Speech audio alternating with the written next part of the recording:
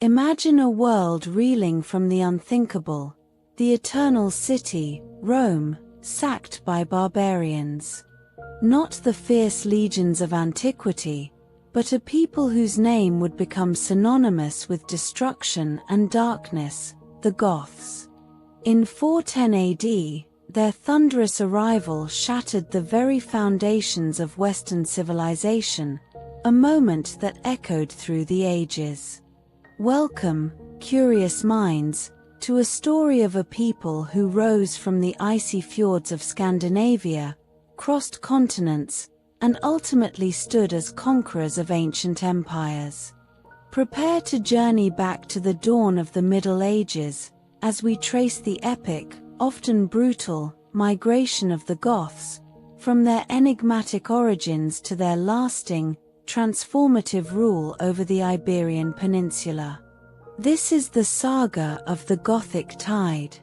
Imagine a horizon, vast and unbroken, under a sky so immense it feels like God's own canvas. The year is, roughly, 376 CE. 4 centuries, the Goths, a people forged in the harsh, windswept plains north of the Black Sea, had lived a life of constant movement. They were not one monolithic tribe, but a confederation of Germanic peoples, their origins lost in the mists of Scandinavia, now pushed south by an unseen, terrifying force. This was not the clash of armies they knew, but the primal dread of being hunted. From the east, a new terror was uncoiling: the Huns. Nomadic warriors on horseback, their arrows flew like a plague, their thunderous charge shattering shield walls and wills alike. The Visigoths, a branch of these Gothic peoples, facing annihilation, saw a desperate gamble. Across the mighty Danube River, the glint of Roman banners.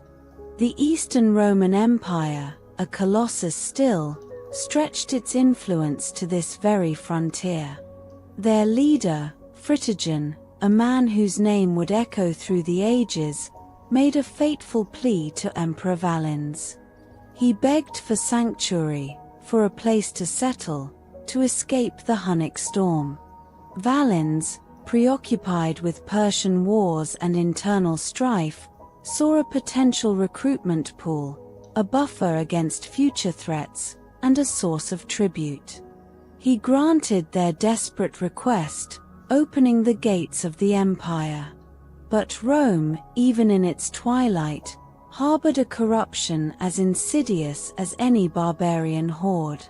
The Gothic refugees, numbering perhaps over 200,000 souls, men, women, and children, were herded across the Danube, their disarmament a rough, humiliating affair. Instead of sustenance, they found avarice.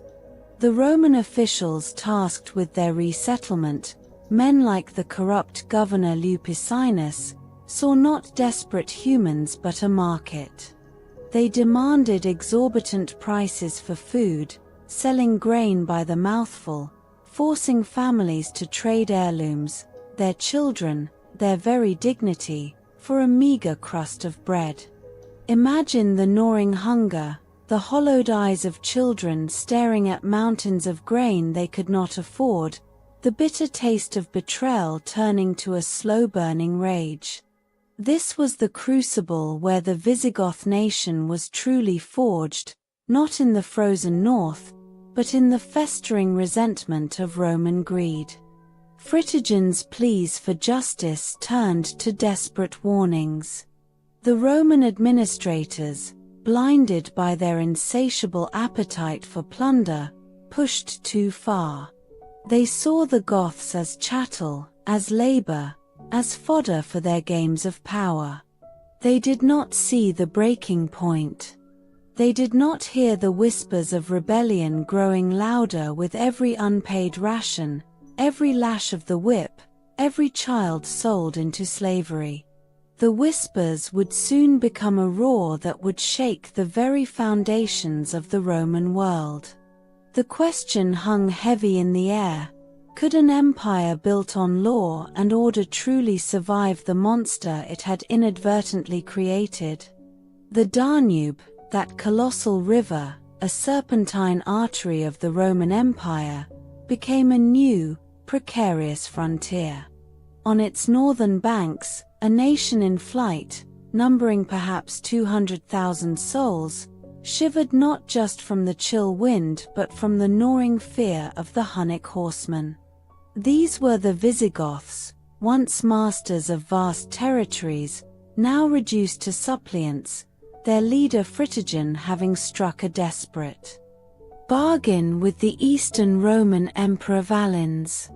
He had promised loyalty, soldiers, and a new home within the empire's embrace. In return, Valens had offered a sliver of Roman soil, a chance to escape the relentless pursuit of the Huns, a promise of protection that felt like salvation. But salvation, as it often does, arrived with a poisoned chalice. The Roman officials tasked with receiving these refugees, men motivated by coin rather than compassion, saw not a desperate people but a gold mine. They demanded ruinous sums for the food and supplies meant to sustain the starving Goths. Imagine the scene: wagons laden with grain, locked and guarded, while gaunt faces, etched with hunger and despair, pleaded for a single handful of wheat. The price was extortionate, a Roman coin for a single loaf, forcing families to barter their ancestral trinkets, their very children, into servitude just to survive the first brutal weeks. This wasn't a sanctuary, it was a marketplace for human misery. The initial agreement, a pact seemingly designed to bolster Roman defenses with new recruits, quickly devolved into a brutal exploitation. The Roman system, meant to govern and protect, instead became an instrument of rapacious greed. The Goths, disarmed and vulnerable, were subjected to arbitrary taxes and humiliating demands. One chilling account speaks of Roman soldiers raiding Gothic settlements, stealing livestock and enslaving women, actions that would have been punishable by severe penalty within Roman law, yet went unpunished, even encouraged. The hunger, the indignity, the sheer injustice, began to ferment. A deep, burning resentment, cold and sharp as a winter wind, started to spread through the Gothic encampments. The glimmer of hope that had shimmered across the Danube began to fade, replaced by a suffocating despair. Fritigern, once a hopeful supplicant, found himself a reluctant leader of a people pushed to the absolute precipice. His pleas to Roman authorities for fair treatment, for the promised provisions, were met with deaf ears and dismissive arrogance. The Emperor Valens, embroiled in distant conflicts and plagued by court intrigue, seemed oblivious to the human catastrophe unfolding on his own doorstep. The stage was set. The peace treaty was a tattered rag, the initial welcome a cruel jest. Across the vast, indifferent plains of the lower Roman Balkans, a desperate bargain had been struck, and a devastating promise had been irrevocably broken. The Goths, once seeking refuge, now saw only enemies, and an empire that had offered sanctuary was about to face the fury of a people with nothing left to lose. The immense pressure building along the Danube was not just a problem for the Eastern Roman Empire, it was a tremor that would soon shake the very foundations of the West. And at the heart of this storm, a figure of profound paradox emerged: Stilicho. Born of Vandal and Gothic blood himself, this brilliant general had risen through the ranks of the Roman military to become the most powerful man in the Western Roman Empire, a magister militum, or master of soldiers, effectively the emperor's right hand. He was the empire's shield, a barbarian defender of Roman purity, a man who understood the very peoples he was tasked with keeping at bay. Stilicho's challenge was Herculean. The Eastern Empire, under Emperor Theodosius, had finally, after years of brutal campaigning, settled the Gothic threat by allowing them to settle within Roman lands as foederati, or allied troops, in 382 CE. This was the supposed peace Alaric would later inherit. But the peace was fragile, built on uneasy compromises. Meanwhile, the Western Roman Empire, increasingly fractured and facing its own internal strife, found itself reliant on Stilicho's strategic genius. He was the hammer that kept the barbarian waves from crashing down on Italy, a position that granted him immense influence over the young, ineffectual Emperor Honorius, who ruled from Ravenna, a city surrounded by marshland and difficult to assault. Yet, Stilicho's very heritage made him a target of suspicion for many in the Roman elite. Senators and courtiers whispered behind silken curtains, denouncing the man of mixed blood who wielded such absolute power. They saw his Gothic and Vandal ancestry not as a bridge to understanding Rome's new neighbors, but as a stain, a dangerous flaw in their ultimate protector. This internal corrosion, this deep-seated distrust of their own champion, would prove as fatal to Rome as any external enemy. Stilicho was fighting a two-front war, one against the formidable armies of Gothic kings like Alaric, and another, more insidious, against the venomous whispers of Roman xenophobes who believed their salvation lay in purging their own ranks of any trace of the other. The true test of Stilicho's abilities, and the deepening crisis for the Western Roman Empire, arrived in the early 5th century. Alaric, the ambitious Visigothic king, having grown weary of Roman promises and perpetual displacement, now saw an opportunity. The Huns, having pushed the Goths into the empire decades prior, were once again on the move, creating a domino effect of migrations that destabilized the entire region. In 401 CE, Alaric, leading his people, marched not north to escape a threat, but south, directly into the heart of Italy. Imagine the chilling sight: the formidable Visigothic host, tens of thousands strong, their ironclad warriors forming a grim procession, crossing the Julian Alps, their banners whipping in the unforgiving mountain wind, heading directly for Rome's fertile plains. 4 years, Stilicho, with a general's grim pragmatism, had tried to manage Alaric, sometimes fighting him, sometimes negotiating with him, always seeking to preserve the empire's integrity, even if it meant making concessions. He understood that a complete annihilation of these Gothic forces would simply create a vacuum, a power vacuum that would inevitably be filled by even more dangerous groups. But now, Alaric was not at the borders, he was on Italian soil, a direct threat to the capital. Stilicho, the empire's ultimate defender, the man born of the very peoples he fought, was now faced with the most terrifying prospect. Could he save Rome from itself, and from the very forces he seemed destined to command? The stakes had never been higher. The year is 378 CE. The Roman Empire, a colossus that had bestrode the Mediterranean for centuries, was about to receive a wound that would fester for generations. North of the Danube River, a vast army of Goths, pushed to desperation by the relentless advance of the Huns, had been granted passage into Roman territory by Emperor Valens. But the promise of sanctuary quickly soured. Corrupt Roman officials, led by the governor Lupicinus, saw only an opportunity for plunder, stripping the migrating Goths of their possessions and subjecting them to starvation and indignity.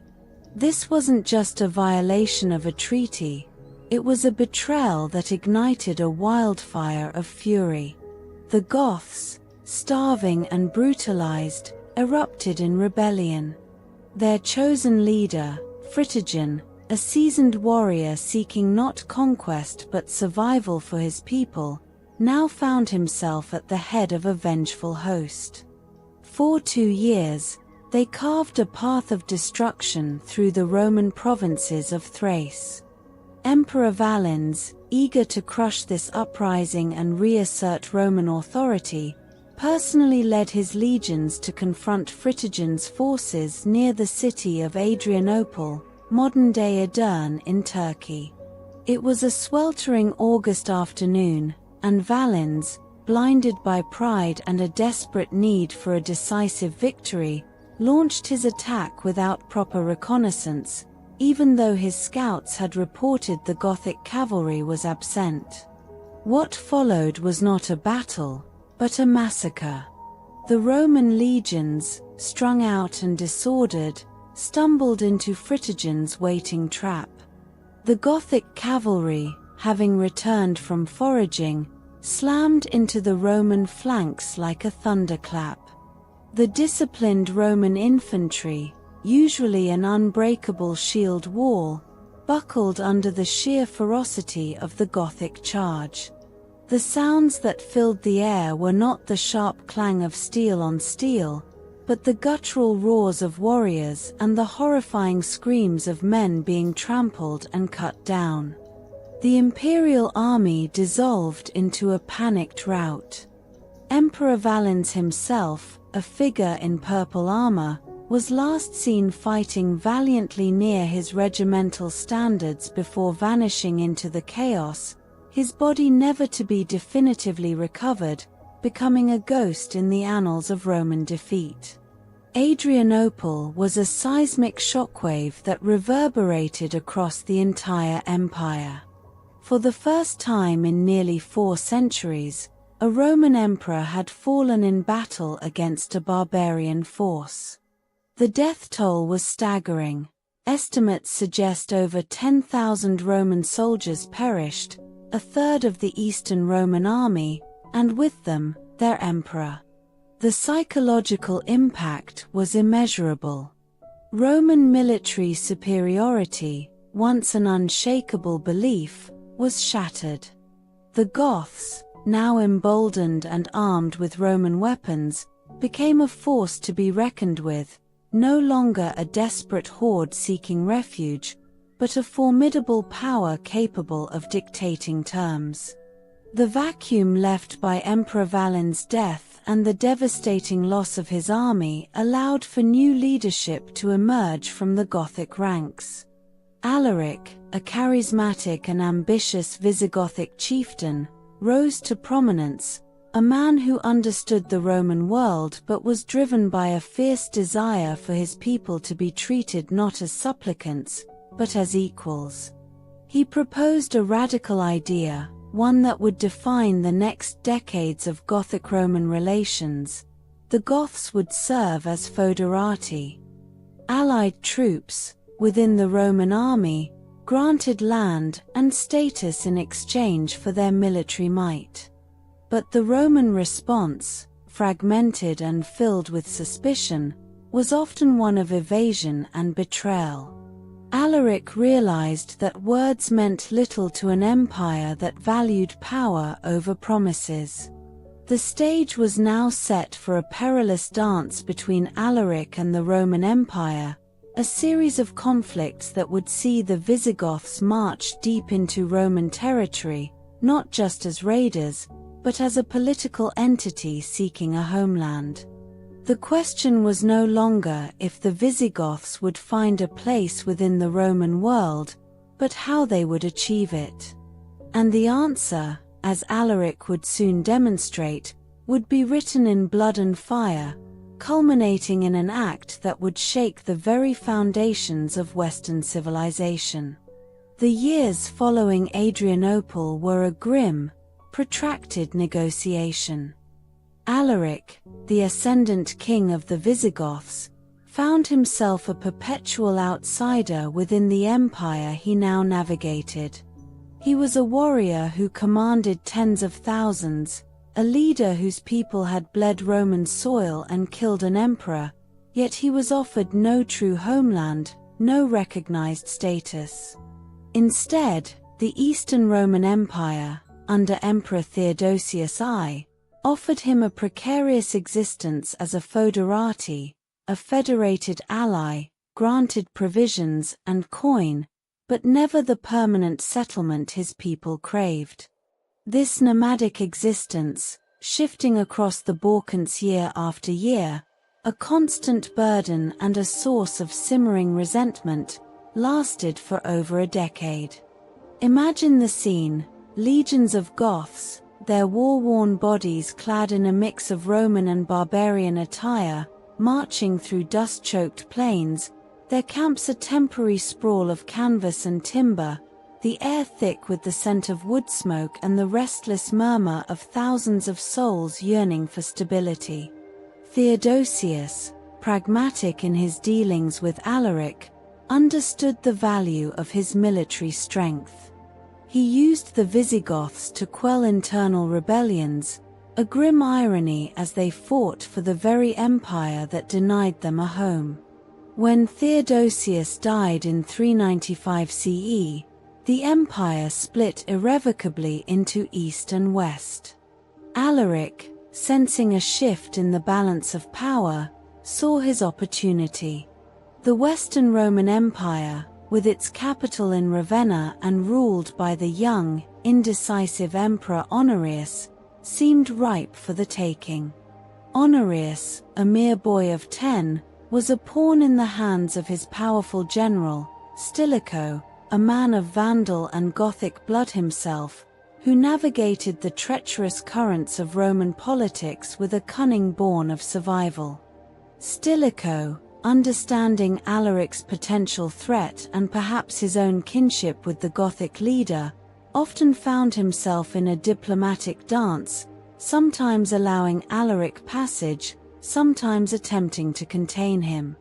Alaric, frustrated by the endless charade of Roman promises, made his boldest move.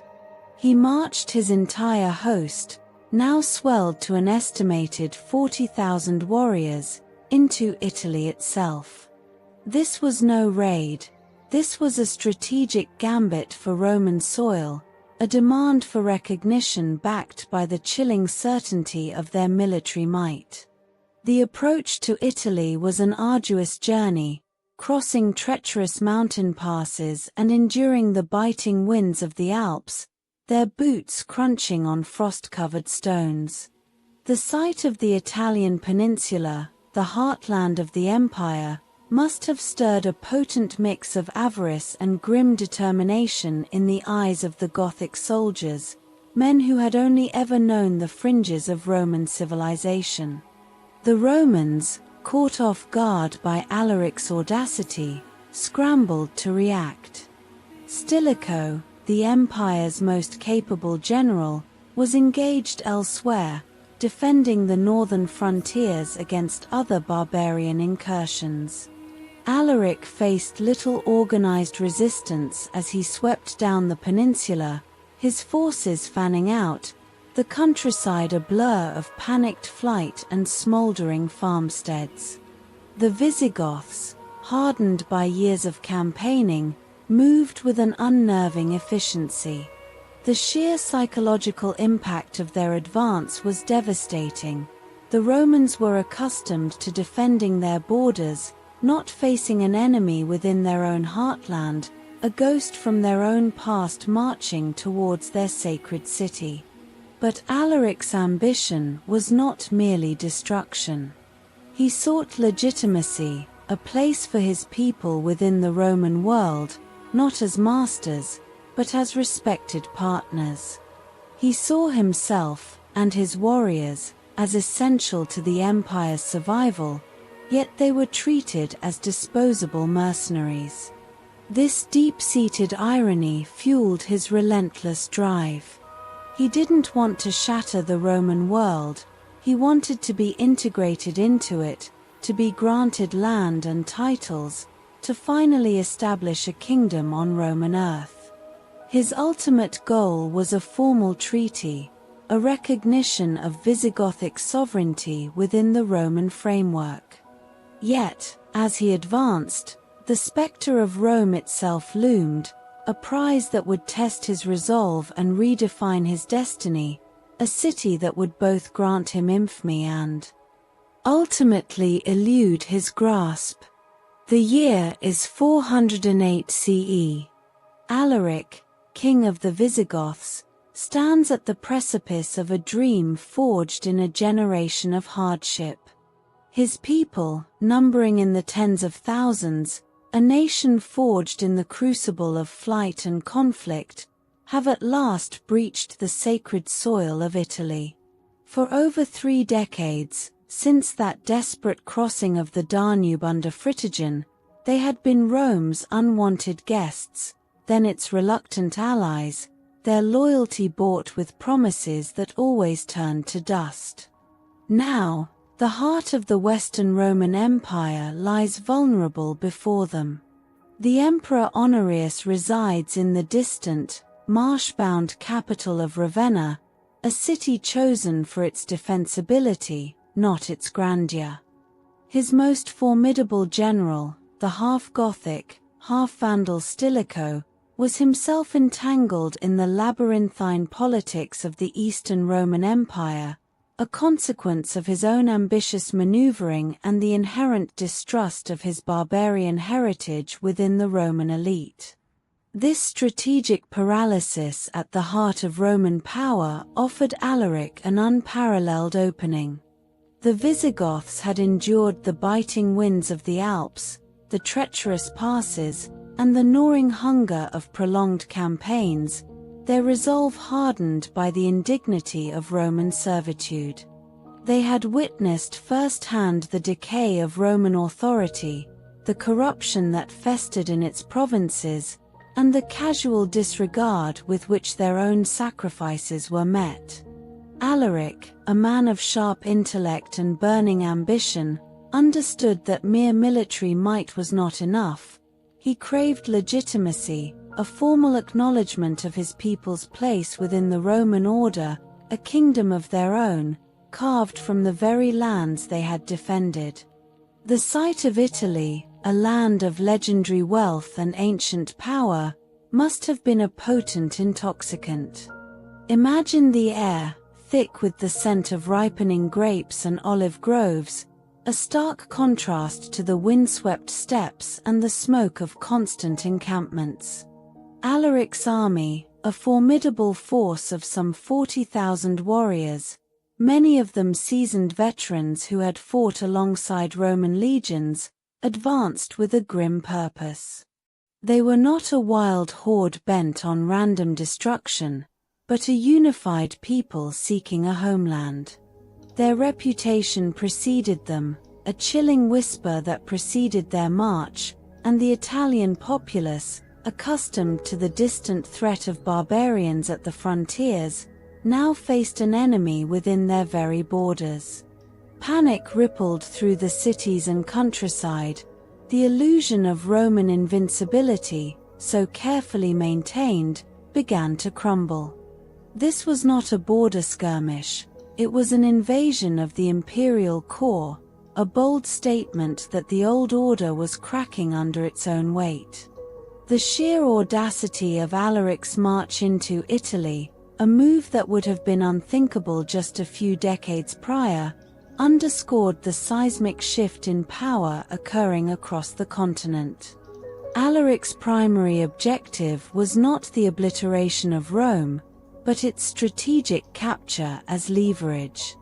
He sought to force the Western Roman Empire, through negotiation backed by the undeniable threat of his army, to grant his people permanent lands to settle and a recognized status as foederati with guaranteed rights and resources. They were not merely warriors, they were a displaced nation, their ancestral lands lost, their existence precarious. The Roman historian Orosius, writing later, would lament the plight of the Visigoths, describing their desperate plight and how they were reduced to the worst sort of slavery by Roman officials who were supposed to be their protectors.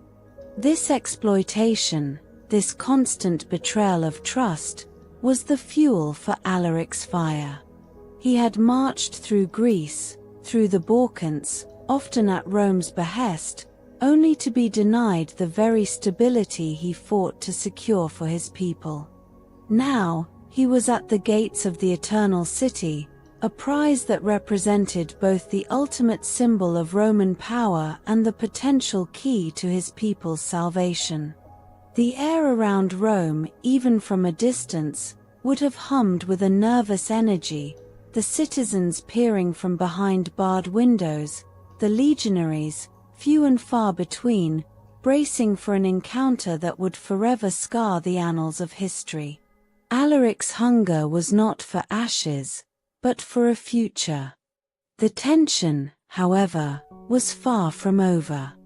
The city of Rome, though no longer the undisputed seat of imperial power, remained a potent symbol, its capture a psychological blow that would resonate across the known world. Alaric would soon find that the Romans, even in their decline, possessed a stubborn pride, and that the path to a lasting settlement for his people would be fraught with even greater peril. The ultimate price of his ambition, and the true fate of his nation, remained shrouded in the smoke of an impending confrontation, a confrontation that would soon engulf the very heart of the Roman Empire. The year is 410 CE. For 3 days, the unthinkable had unfolded within the golden embrace of Rome, the city that had for centuries stood as the unassailable heart of a sprawling empire. The Visigoths, under their determined king Alaric, had breached the city's legendary walls. This was no mere raid, it was a systematic occupation. For 800 years, Rome had not fallen to a foreign enemy, a truth etched into the very soul of its citizens. Now, the clang of Gothic steel on cobblestone, the cries of a terrified populace, and the crackle of fires set in once sacred districts replaced the usual symphony of urban life. Imagine the stench of burning timber and sewage mixing with the metallic tang of spilled blood, a sensory assault on a city accustomed to order and grandeur. The Visigoths, numbering around 40,000 warriors, were not driven by a desire to obliterate Rome, but by a desperate need for security and recognition. Alaric, a shrewd tactician, had been maneuvering for years, seeking not destruction, but a permanent homeland for his displaced people as foederati, allied troops who would be granted land and status. He had offered his loyalty and his army's strength to the Western Roman Empire, but had been met with broken promises and contempt by officials like Stilicho, the powerful general of Vandal and Gothic heritage himself, who controlled the young Emperor Honorius from Ravenna, the new imperial capital. Stilicho's own dual identity, a man of barbarian blood holding the reins of Roman power, had made him a target, and his execution in 408 CE removed a potential negotiator and escalated Alaric's frustrations. This sack was not the chaotic free-for-all that some later accounts might suggest. Alaric, in fact, had struck a deal with the Roman Senate for a massive ransom, estimated to be thousands of pounds of gold and silver, alongside precious silk and thousands of pounds of pepper, an exorbitant price for the time, enough to destabilize the imperial treasury. He also demanded the release of 3,000 Gothic prisoners held in Roman jails. Yet, the psychological wound inflicted was far deeper than any material loss. The very idea of Rome, the eternal city, vulnerable and violated, sent shockwaves across the Mediterranean world, from the sands of North Africa to the distant shores of Britain. Roman citizens, accustomed to the empire's protective might, now faced a terrifying reality. Accounts speak of civilians hiding in their homes, the sounds of the Visigoths' advance echoing through the narrow streets, punctuated by the chilling howls of their war hounds, a detail rarely mentioned but terrifyingly real. A contemporary Christian writer, Orosius, would later describe the scene, lamenting that the conquerors spared some, killed some, and plundered all. Yet, even in this moment of profound humiliation, Alaric's objective remained largely political. He sought to force the Romans to acknowledge his people's right to exist within their borders, to finally grant them the secure future they had been denied for decades. But the empire's response was far from unified. Emperor Honorius, holed up in the marshy security of Ravenna, famously telegraphed his advisors upon hearing the news, believing the report was about a different city. His alleged reply, "I have just ordered that one of your servants who told me this news be executed, as your report is false. For my servant has told me that this city, which is said to have been captured by the Goths, has been destroyed by an earthquake." This anecdote, though possibly apocryphal, highlights the profound disconnect between the suffering populace and the distant, increasingly ineffectual imperial court. The sack of Rome, a moment of unparalleled humiliation for the Western Roman Empire, was not the end of Alaric's ambitions, but it marked a critical turning point. He had proven Rome could bleed, but securing his people's future would prove to be an even greater, and tragically final, challenge. Alaric's victory, so absolute and yet so incomplete, was short-lived. The Visigothic king stood amidst the smoldering ruins of his ultimate prize, the weight of centuries of grievance pressing down on him. He had humbled the mighty Rome, a feat unimaginable to most living souls, yet the promise of a secure homeland for his people remained elusive. The city, though scarred, still pulsed with Roman life, and the Emperor Honorius, a ghost in his gilded cage in Ravenna, offered little more than fear and a profound refusal to acknowledge the Visigoths' legitimate claims. Alaric, by all accounts, was not a destroyer for destruction's sake. He was a king, driven by a fierce paternal instinct for his nation, a people who had been pushed, betrayed, and bled dry by Roman avarice for over 3 decades since their desperate plea for refuge north of the Danube. His ultimate goal was not to preside over a graveyard, but to forge a kingdom, a sanctuary where his warriors could till the soil and his children could grow in peace. What happened next is shrouded in the mists of time and the heat of a desperate march. Weeks after the sack of Rome, Alaric led his weary but victorious army southward, towards the fertile plains of Bruttium, the toe of Italy. His aim was to cross the Strait of Messina and march into Sicily and then North Africa, regions that held the promise of abundant grain and a more permanent base. But fate, that capricious mistress, intervened.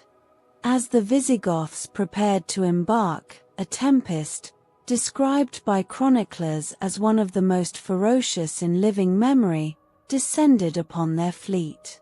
4 days, the storm raged, smashing ships against the rocky coastline and drowning men and horses alike. Estimates suggest that over half of Alaric's carefully assembled naval force was lost in this single, devastating blow, a catastrophe that crippled his immediate plans and forced his army back onto Italian soil, a land they had only intended to traverse, not settle. The sight of the shattered remnants of their ships, bobbing like broken toys in the churning grey sea, must have been a demoralizing spectacle, a stark reminder of their precarious position. It was in this battered state, his grand ambitions thrown into disarray by the fury of nature, that Alaric fell ill. The exact cause of his death remains a subject of debate, a testament to the fog that often obscures the final moments of ancient figures. Some accounts speak of a fever, perhaps contracted in the unsanitary conditions of the Roman countryside or brought on by the sheer exhaustion of a life spent in constant motion and conflict. Others whisper of poison, a fitting end for a man who had made so many enemies among the Roman elite, men who feared his strength and despised his heritage. Whatever the cause, Alaric, the king who had dared to sack Rome, died in the autumn of 410 CE, just a few short months after his ultimate triumph. He was no older than his early 30s, a tragically young age for a man who had shaped the destiny of an empire. His death created an immediate vacuum, a moment of profound uncertainty for the Visigoths. They had followed Alaric through hardship and victory, his charisma and military genius binding them together. Now, their leader was gone, leaving them stranded in hostile territory, their dreams of conquest and settlement hanging precariously in the balance. The sheer magnitude of their loss must have been palpable. Imagine the hushed whispers among the warriors, the shared glances of apprehension, the dawning realization that the world as they knew it had just fundamentally shifted. Alaric, the ghost who had haunted the Roman world for over a decade, was now a literal ghost, and his people faced a future that was suddenly, terrifyingly, unknown. Their great migration, which had begun as a desperate flight from the Huns and culminated in the unimaginable sack of Rome, was now at a critical juncture, its ultimate destination still unwritten, and now, without its visionary leader. The Roman Empire, a colossus built on centuries of military might and intricate bureaucracy, found itself grappling with a crisis of its own making. For decades, its emperors and generals had treated the Visigoths not as potential allies or even manageable barbarians, but as an endless supply of manpower to be exploited, a problem to be shoved elsewhere. This short-sightedness had birthed Alaric, and now, with Alaric dead, the empire was far from unified in how to respond to the power vacuum he left behind. The Western Roman Emperor Honorius, a man famously more interested in his poultry than in the fate of his crumbling realm, was ensconced in the heavily fortified city of Ravenna, a marshy island capital chosen for its defensibility rather than its strategic importance. From this watery refuge, Honorius and his advisors struggled to formulate a coherent strategy, their decisions often dictated by fear and internal factionalism rather than any genuine understanding of the geopolitical reality. On one side stood Stilicho, the powerful Roman general of Vandal and Gothic heritage, a figure who had repeatedly proven his military genius and his ability to manage the Gothic threat. Stilicho understood Alaric and his people.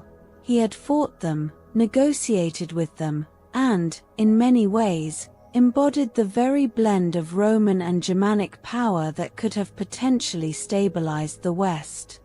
He saw the Visigoths as a force that could be channeled, used to bolster Roman legions and secure contested territories, particularly in Hispania, which was already suffering from Vandal incursions.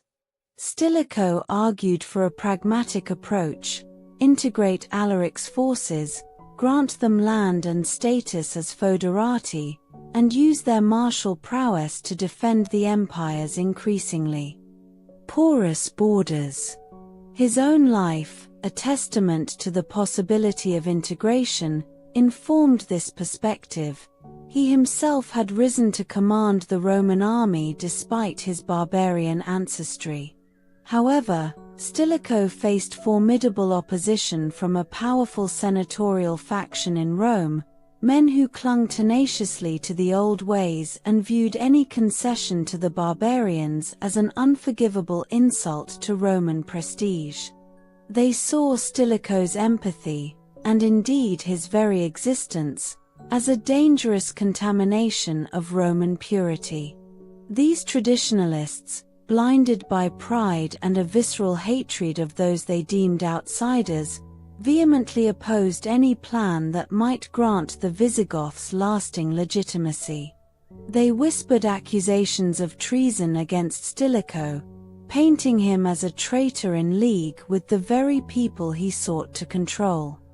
The chilling irony was that while Stilicho was struggling to integrate the Visigoths, these very senators were the ones whose avarice and mistreatment had driven Alaric to rebellion in the first place. The volatile situation reached a breaking point in 408 CE. While Stilicho was away, campaigning against incursions along the Danube frontier, his enemies in Rome struck. Fueled by fear and political ambition, they orchestrated a brutal purge. The Emperor Honorius, easily manipulated, authorized the execution of Stilicho and many of his loyal officers, men who were often of Germanic descent themselves. The consequences were immediate and catastrophic. With Stilicho gone, the Roman military leadership was decapitated, its most capable minds eliminated. Furthermore, the purge triggered widespread massacres of the families and dependents of Stilicho's officers, thousands of whom had lawfully settled within Roman territory. Imagine the sheer terror. Families who had lived for generations under Roman protection, suddenly rounded up, their homes ransacked, their lives extinguished in a wave of xenophobic paranoia. This act of barbarity, a betrayal of Roman law and honor, did more than just remove a brilliant commander. It pushed thousands of skilled Roman soldiers, now homeless and vengeful, into the ranks of the very barbarian groups they were meant to fight, including, crucially, Alaric's Visigoths. The empire, in its desperate scramble for power and its inability to forge unity, had just handed its greatest enemy a significant, and bloody, advantage. The ensuing chaos was a tempest of Roman paranoia and Gothic desperation, a grim testament to the empire's fatal inability to govern itself. With Stilicho, the only Roman leader who truly understood the Visigoths, brutally executed in 408 CE, the Western Roman Empire lost its most capable general. Emperor Honorius, safely ensconced in Ravenna, a city literally built on water for defense, found himself adrift in a sea of treacherous advisors. The senatorial faction, drunk on their perceived victory, had eliminated their political rival but had also fatally weakened the empire's military spine. The purge wasn't limited to Stilicho and his officers, it extended to their families and dependents, an act of appalling brutality. Upwards of 30,000 individuals, many of them settled Roman citizens of Germanic descent who had served the empire for years, were either executed or forced to flee. Picture this: children who had only ever known Roman streets, their parents serving in Roman legions, suddenly finding themselves hunted like animals, their homes plundered, their lives shattered by a wave of visceral fear. This wasn't just a political maneuver, it was a massacre that effectively swelled the ranks of the disaffected, many of whom, with nowhere else to turn, sought refuge and vengeance among the Gothic tribes. Alaric, king of the Visigoths, now faced a dramatically altered landscape. The man who had been his most formidable Roman adversary, Stilicho, was gone. But in his place, he found a Roman regime even more fractured and fearful than before. Alaric had marched into Italy the previous year, 409 CE, not necessarily to conquer, but to secure a permanent home and recognition for his people. 4 years, the Visigoths had been a powerful, yet rootless, force camped on the empire's doorstep, a constant drain and potential threat. Alaric's ambition was to be a legitimate foederatus, a recognized ally with lands and status within the Roman framework, a status denied to him for too long. He laid siege to Rome for the second time, a prolonged ordeal that stretched for months. The once mighty city, now a shadow of its former glory but still the symbolic heart of the empire, suffered terribly. Food shortages became acute. The desperation within the city walls was palpable, a stark contrast to the imagined invincibility Rome had projected for centuries. Citizens resorted to eating leather and sawdust to survive, the scent of starvation and fear clinging to the humid Italian air. The Goths, meanwhile, established a fortified camp outside the city, a constant, menacing presence. The negotiations were tortuous. Alaric demanded gold, silver, and importantly, provisions for his people. He also sought a formal title and territory within the empire, a place to call home. The Roman Senate, still clinging to vestiges of pride and under the influence of the same xenophobic faction that had orchestrated Stilicho's demise, initially refused his most crucial demands, particularly the land. They offered tribute but balked at granting any substantial territory or status, still viewing the Visigoths as mere barbarians to be placated, not integrated. This intransigence proved to be Rome's final unforgivable sin. After months of brutal siege and failed negotiations, Alaric's patience, and his people's hunger, finally broke. The chilling pronouncement was made: the Goths would take what they were denied. In August of 410 CE, for the first time in nearly 800 years, the city gates of Rome were breached not by an external enemy, but by a people who had once been welcomed as refugees and then treated as slaves. This was not the wholesale slaughter and destruction often depicted in later accounts. Alaric, as a Christian, famously ordered his troops to respect churches and to spare those who sought sanctuary within them. Yet, the psychological impact of the sack, the violation of the eternal city's sanctity by a Gothic king, resonated across the empire and beyond, a profound tremor that shook the very foundations of Roman power. But what was Alaric's ultimate goal after this monumental act? Did he envision a Gothic empire rising from the ashes? Or was this a desperate gamble, a final, brutal assertion to force Rome to acknowledge his people's right to exist and thrive within its decaying borders? As the Visigoths celebrated their hard-won victory in the ravaged streets of Rome, a grim reality began to set in. Alaric, the architect of this seismic event, was dying. His vision, his hard-won leverage, and his people's future now hung precariously in the balance, an empire's fate resting on the frail shoulders of a new, untested leader, facing a world utterly transformed by the sack of Rome. The air in Italy, thick with the stench of fear and desperation, now also carried the metallic tang of victory for the Visigoths. Alaric, king of the Visigoths, had achieved the unimaginable, the sack of Rome in August of 410 CE.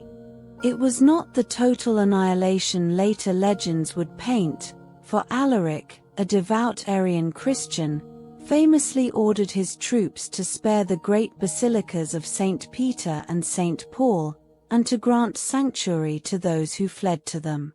Yet, the psychological scar this event inflicted on the Roman world was indelible, a wound that would fester for centuries. The city, once the unassailable heart of an empire that spanned continents, now lay plundered, its streets echoing with the raucous celebrations of a people who had been denied their rightful place. For 3 days, the Goths moved through the city, taking riches, gold, silver, and precious silks, but also, crucially, securing vital provisions to sustain their weary legions. They were not simply barbarians bent on destruction, they were a people seeking a future, a place to call home, and Alaric's actions, while brutal, were a desperate negotiation tactic. His ultimate aim, as he had stated for years, was to be recognized as a foederatus, an allied general, granted lands and status within the Roman Empire. The Senate's intransigence, their refusal to grant him the fertile lands he craved in lieu of mere tribute, had driven him to this extreme. But the triumph was tragically short-lived. As the Visigoths prepared to depart the desecrated city, a new enemy, more insidious than any invading army, began to claim its prize.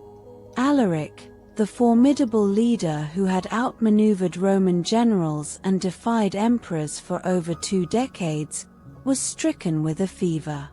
He died in southern Italy, near Cosenza, a place still known today as the Valley of Amasa, supposedly after his grieving sister.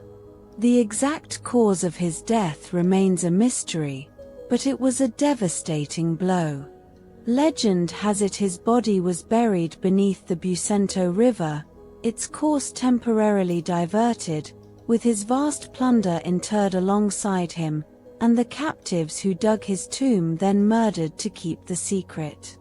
Whether true or not, the story speaks volumes about the reverence and fear Alaric inspired, and the precariousness of his people's hard-won gains.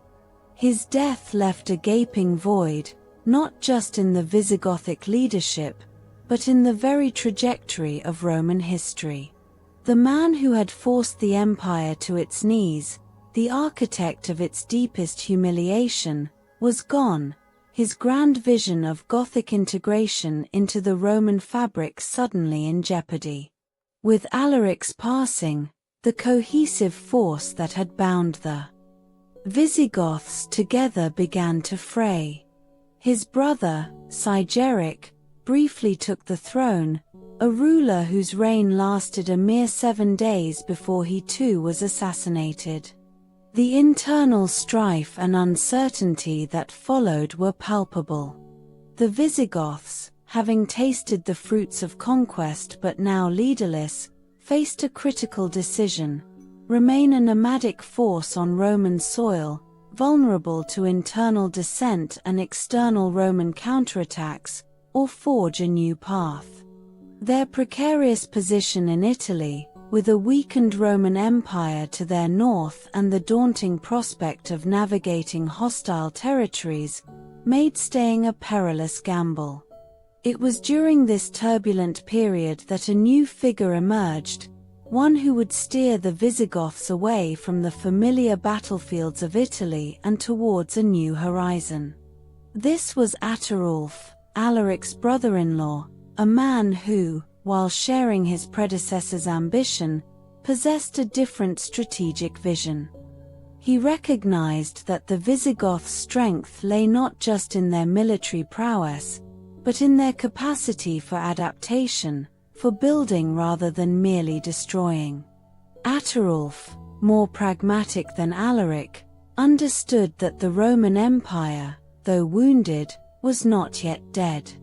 His focus shifted from antagonizing Rome to finding a way to coexist, perhaps even to rule, within its crumbling framework.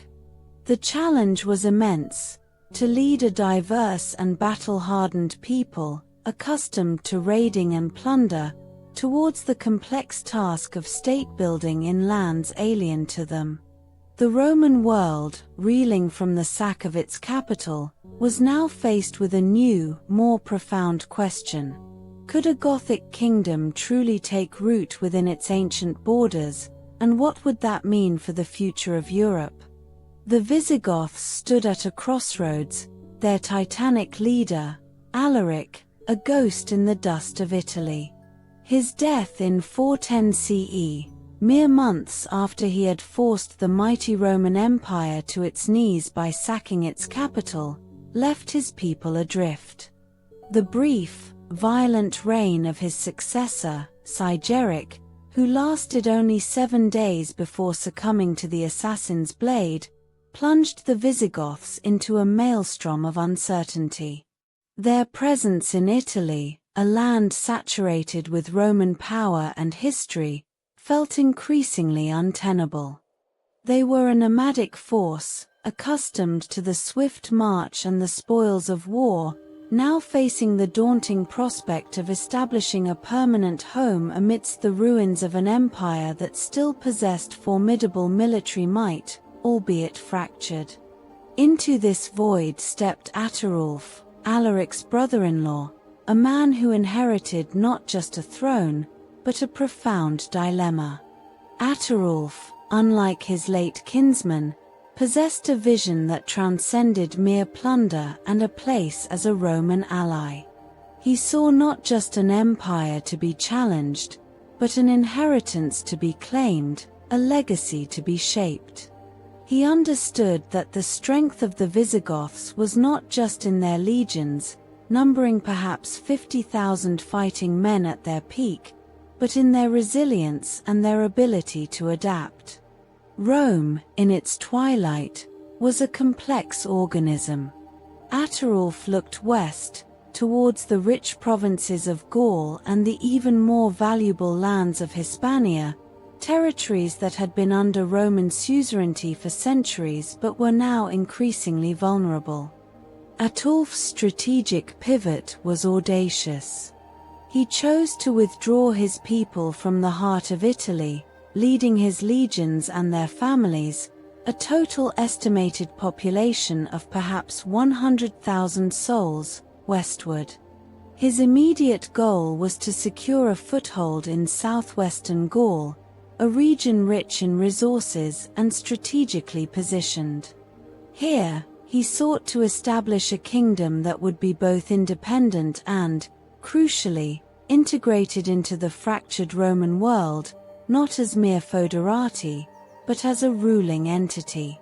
This was a revolutionary concept, a Gothic kingdom formally recognized, not just as an ally, but as a sovereign power within the former Roman dominion. The Roman administration, still nominally headed by the young Emperor Honorius in Ravenna, watched this migration with a mixture of apprehension and calculation. Stilicho, the powerful Roman general of Vandal and Gothic heritage who had previously held considerable sway, was himself gone, executed in 408 CE on charges of treason. His absence created a vacuum in Roman military leadership, making the empire less capable of a decisive response. The Western Roman Empire was a shadow of its former self, its resources stretched thin by internal strife, barbarian incursions on other frontiers, and the sheer cost of maintaining its vast bureaucracy. In 418 CE, a pivotal moment arrived. The Visigoths, under Ataulf's successor, Wallia, struck a new deal with the Romans. This agreement, struck in the aftermath of Wallia's successful campaigns against other barbarian groups in Gaul, granted the Visigoths a territory to settle. It was a complex exchange. The Visigoths would provide military service to Rome, acting as their enforcers, but in return, they would receive lands to call their own, not just mere temporary encampments, but a permanent homeland. The chosen territory was Aquitania, in southwestern Gaul, a fertile region that became the nucleus of the Visigothic kingdom. But Ataulf's grander ambition, the prize of Hispania, was not yet fully realized. The Iberian Peninsula, with its vast wealth and strategic importance, remained a tantalizing prospect. For decades, the Visigoths would play a dual role, serving as Roman auxiliaries, fighting against Vandals, Suebi, and Alans who had also crossed into Hispania, while simultaneously consolidating their own power base in Gaul. This period, stretching through the mid-5th century CE, was one of constant negotiation, shifting alliances, and intermittent warfare. The Visigoths, once wanderers seeking refuge, were now actively shaping the political map of the post-Roman West, their gaze fixed on the rich lands across the Pyrenees. The foundations of a new European order were being laid, not by Roman decree, but by the determined will of a people who had journeyed from the frozen north, through the heart of an empire, and now stood poised to claim a new frontier. The Visigoths had achieved what Alaric, their legendary king, had only dreamed of, a permanent home. Not in the shattered heart of Italy, but in the fertile lands of southwestern Gaul, a region known as Aquitania. This was secured in 418 CE, a landmark agreement between the Roman Empire and the Visigothic chieftain Wallia, Alaric's successor. The deal was a complex dance of power. The Visigoths pledged their swords to Rome, acting as the empire's enforcers against other Germanic tribes rampaging across the fractured Roman provinces.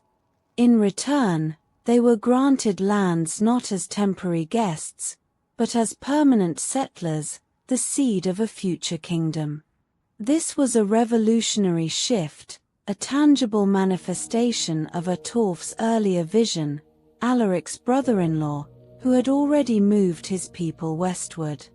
This treaty, a formal recognition of Gothic sovereignty, carved out the initial territory of what would become the mighty Visigothic kingdom, a dominion that would endure for nearly 3 centuries.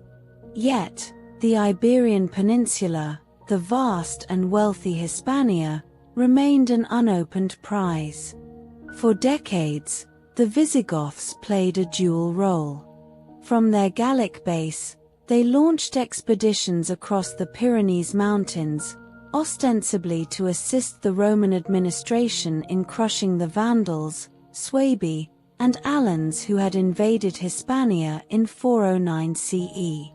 Imagine the scene: thousands of Visigothic warriors, clad in mail and leather, their distinctive shields emblazoned with animal motifs, crossing the treacherous mountain passes, the crisp autumn air biting their cheeks as they descended into the sun-drenched landscapes of Hispania. They were shock troops for a fading empire, their own ambitions simmering beneath the surface of their Roman service.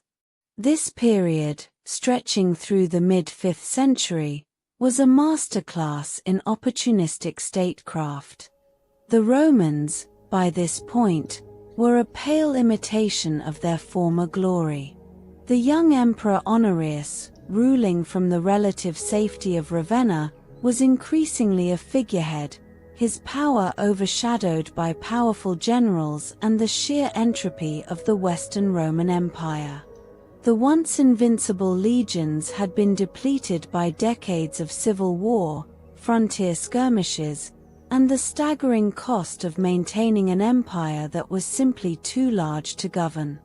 The execution of the formidable General Stilicho in 408 CE, a man of Vandal and Gothic heritage himself, had removed one of the few leaders capable of projecting Roman authority with any real force.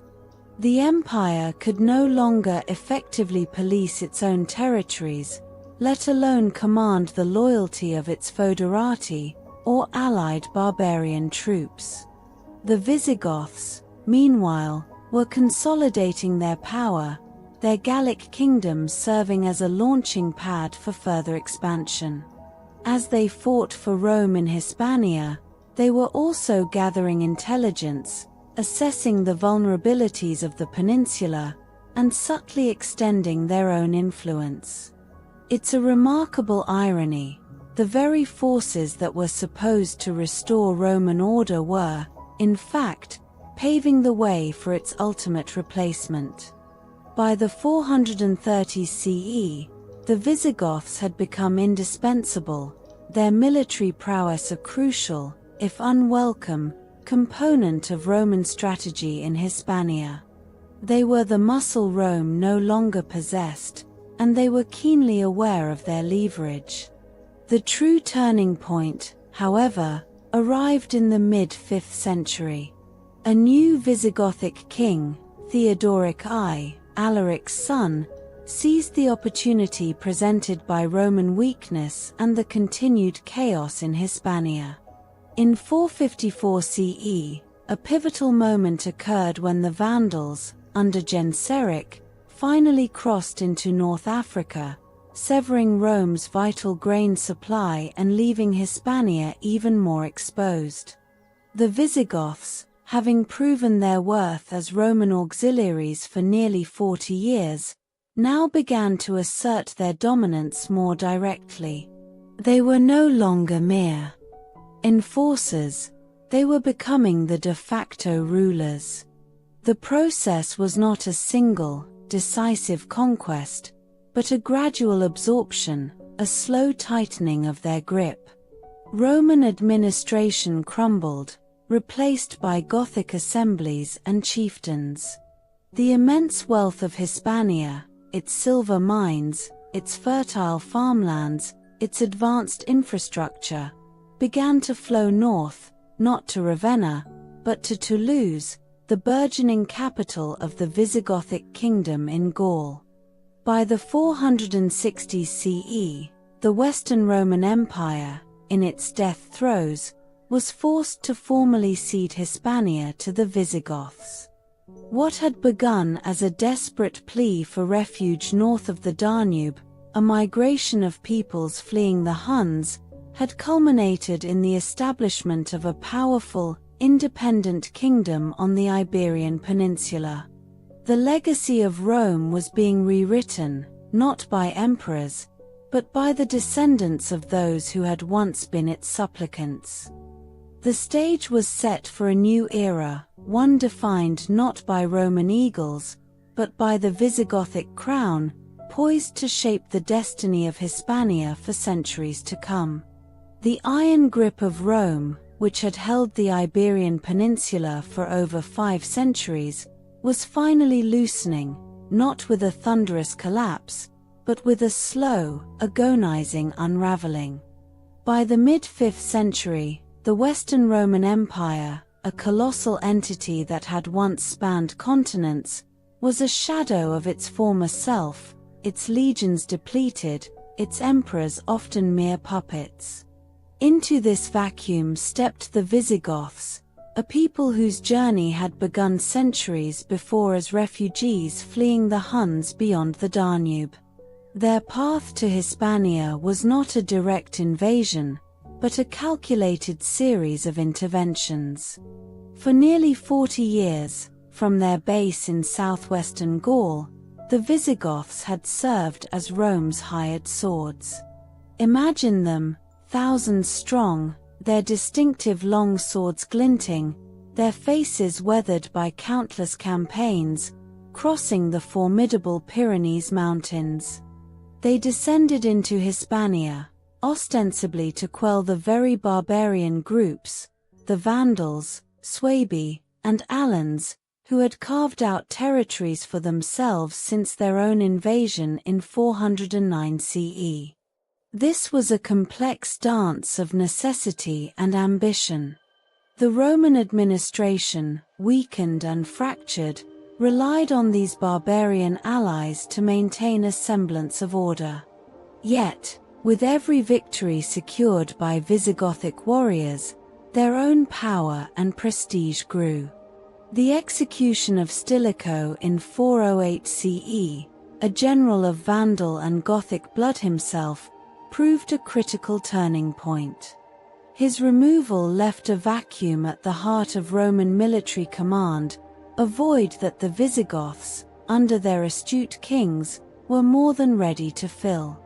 They were not just soldiers, they were strategists, observing the crumbling edifice of Roman authority with a keen eye for opportunity. The empire could no longer afford to pay its mercenary forces reliably, nor could it project military power across its vast, unwieldy territories. The Visigoths, led by kings like Theodoric I, son of Alaric, recognized this precarious dependency. They were no longer simply foederati, or allied troops. They were becoming the indispensable muscle of a dying empire. The true shift occurred around the 450s CE. In 454 CE, a devastating blow struck the Western Roman Empire. The Vandal king Genseric, having already conquered North Africa, severed Rome's vital grain supply from that breadbasket province. This economic catastrophe further crippled the already struggling empire, leaving Hispania even more vulnerable and dependent on its Visigothic protectors. The Visigoths, having established themselves as the primary military force on the ground, began to transition from auxiliaries to overlords. The process wasn't a single, dramatic conquest. Instead, it was a gradual assertion of dominance, a slow but inexorable absorption of Roman authority. Roman governors and administrators found their power evaporating, replaced by Visigothic chieftains and assemblies. The immense wealth of Hispania, its rich silver mines, its fertile agricultural lands, its sophisticated road networks, began to flow north, not to the distant imperial capital of Ravenna, but to Toulouse, the burgeoning Visigothic capital in Gaul. By the 460s CE, the Western Roman Empire, teetering on the brink of complete collapse, was forced to formally relinquish its claims to Hispania. The formal cession was almost an afterthought, a legal acknowledgement of a reality that had been solidifying for decades. What had begun as a desperate flight from nomadic invaders in the north, a plea for sanctuary within Roman borders, had morphed into the establishment of an independent Visigothic kingdom on the Iberian Peninsula. The Eagle of Rome, once the symbol of absolute dominion, was replaced by the Visigothic crown, poised to reign supreme over Hispania for nearly 2 centuries, forever altering the cultural and political landscape of the region.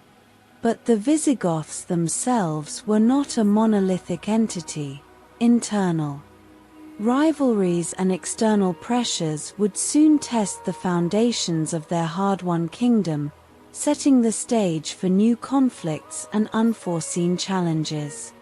The Visigoths, a people who had once sought refuge within the Roman Empire, now stood as its indispensable, yet increasingly dominant, enforcers. Imagine the scene in Hispania during the mid-5th century. Roman legitimacy was a fading memory, replaced by the pragmatic authority of the Visigoths, who had crossed the formidable Pyrenees Mountains, not as conquerors, but as allies, to restore order against the Vandals, Suebi, and Alans. This wasn't a simple military intervention, it was a strategic gambit by Visigothic kings like Theodoric I, son of the famous Alaric, to leverage Roman weakness. The empire, unable to pay its own troops or project power, had become utterly reliant on these barbarian auxiliaries. The execution of Stilicho in 408 CE, a general of mixed Gothic and Vandal heritage himself, proved a pivotal moment. His removal left a gaping void in Roman military leadership, a vacuum that the Visigoths, with their growing numbers and battlefield prowess, were poised to fill. They were no longer merely foederati, allied soldiers bound by treaty. They were the indispensable muscle of a decaying superpower. The Visigoths, observing the crumbling Roman edifice, recognized their burgeoning leverage. They were not just warriors, they were astute political players, navigating the treacherous currents of a collapsing empire. The year 454 CE marked a turning point of immense consequence. The Vandal king Genseric, having already secured North Africa, severed the empire's vital grain supply, plunging Rome into economic chaos. This devastating blow further crippled the already faltering Western Roman Empire, leaving Hispania even more exposed and reliant on its Visigothic protectors. The Visigoths, now the primary military power on the ground, began a subtle but inexorable transition. Their role shifted from indispensable defenders to de facto rulers. Roman governors found their authority evaporating, supplanted by Visigothic chieftains and emergent assemblies. The immense wealth of Hispania, its silver mines, its fertile lands, its intricate road networks, began to flow north, not towards the distant imperial capital of Ravenna, but to Toulouse, the burgeoning Visigothic capital in southern Gaul.